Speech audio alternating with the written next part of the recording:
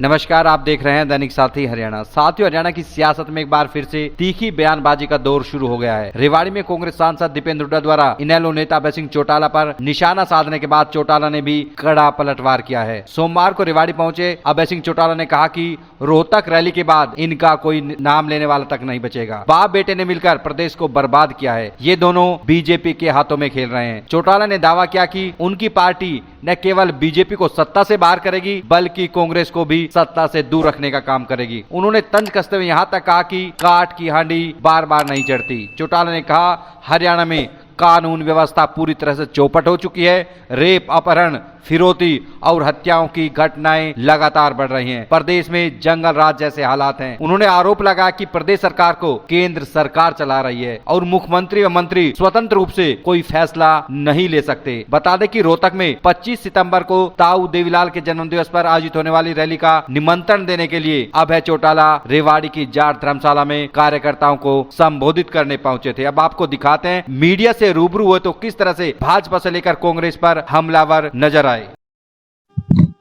हमने 25 तारीख को चौधरी देवीलाल जी का जन्मदिन मना रहे हैं। हमारी पार्टी हर साल उनका जन्मदिन सम्मान दिवस के रूप में मनाती है।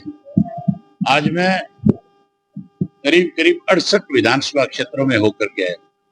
आज रेवाड़ी भी उसमें एक जिला है जिसमें कार्यकर्ताओं की आज जिम्मेवारी लगाने के लिए आए हैं। आपने देखा बारिश का मौसम है, सुबह से बारिश हो रही है, उसके बावजूद भी बहुत बड़ी संख्या में कार्यकर्ता आए, युवा विशेष रूप से है। युवा में अब की बार बहुत बड़ा उत्साह है।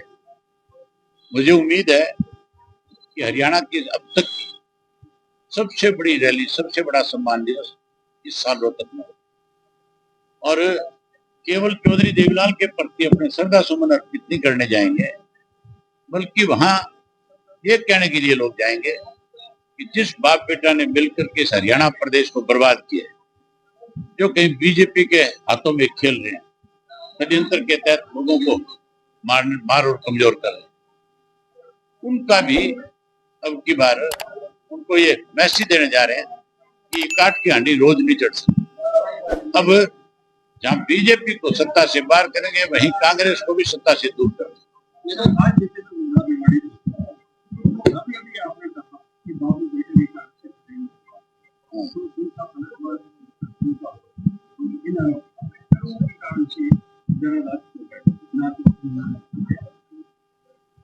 बहुत बड़ी बौखलाहट में है। उनको पता है रोहतक की रैली के बाद इनका कोई नाम लेने वाला नहीं बचेगा। कानून व्यवस्था तो बिल्कुल चौपट है। प्रदेश में कानून नाम की चीज नहीं है। रोजाना यहाँ 3 से 4 हत्याएं होती है, 10 से 12 बलात्कार होते हैं। फिरौती की तो घटनाओं की कोई गिनती नहीं है। कितने लोगों को टेलीफोन करके फिरौती मांगी जाती है, कितने अपहरण होते हैं, वो भी कहीं काउंट नहीं हो रहे। कितनी चोरियां हो रखी है। आज जंगल राज है पूरी तरह से। इसका एक कारण है, प्रदेश में सरकार नहीं है। प्रदेश की सरकार की बागडोर केंद्र के हाथों में है। केंद्र इस सरकार को चला रहा है।